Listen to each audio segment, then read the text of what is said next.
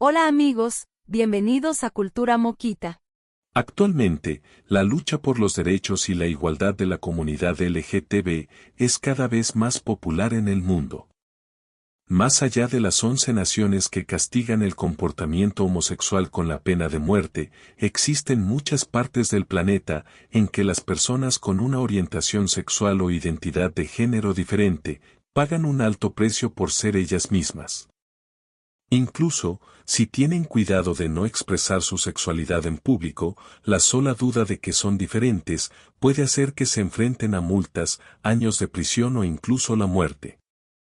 Colombia no es ajena a este problema social, aquí la violencia y la discriminación siguen siendo desafíos preocupantes.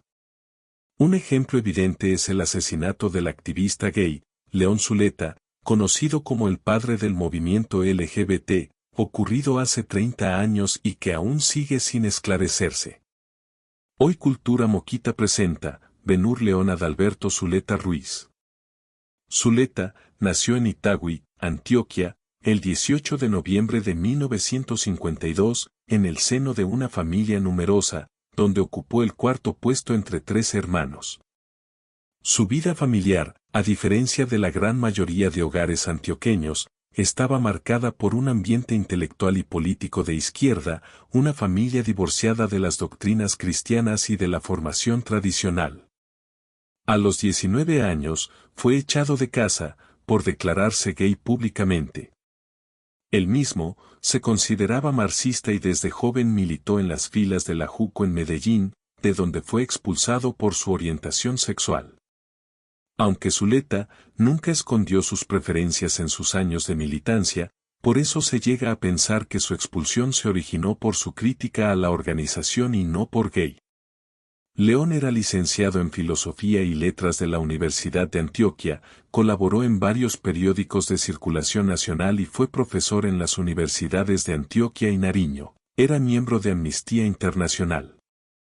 También fue ensayista, poeta, novelista, investigador social, asesor sindical y defensor de derechos humanos.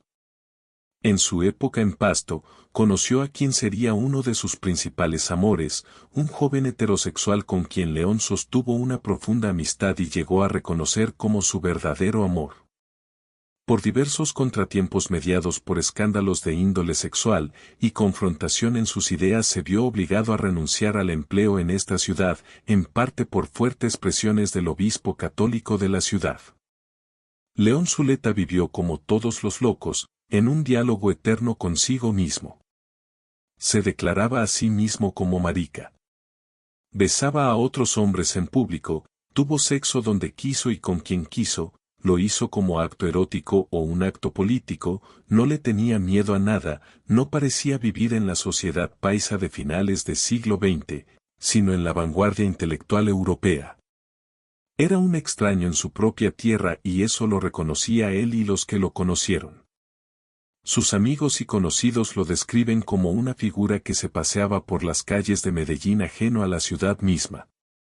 Salía a bares, tomaba, frecuentaba varios grupos sindicales, activistas, políticos, era profesor, fomentaba discusiones públicas.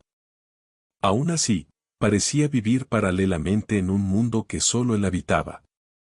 En 1976, León Zuleta y Manuel Velandie fundaron el grupo Movimiento de Liberación Homosexual de Colombia.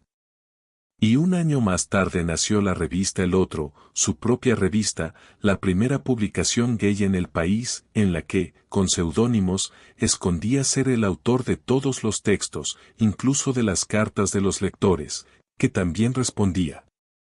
Compartió textos, teorías y autores con todo el que podía. A finales de la década de los 70 su movimiento se movilizó para influir en la despenalización de la homosexualidad, lo cual se consiguió mediante el Decreto 100 de 1980, que despenalizaba la homosexualidad en Colombia.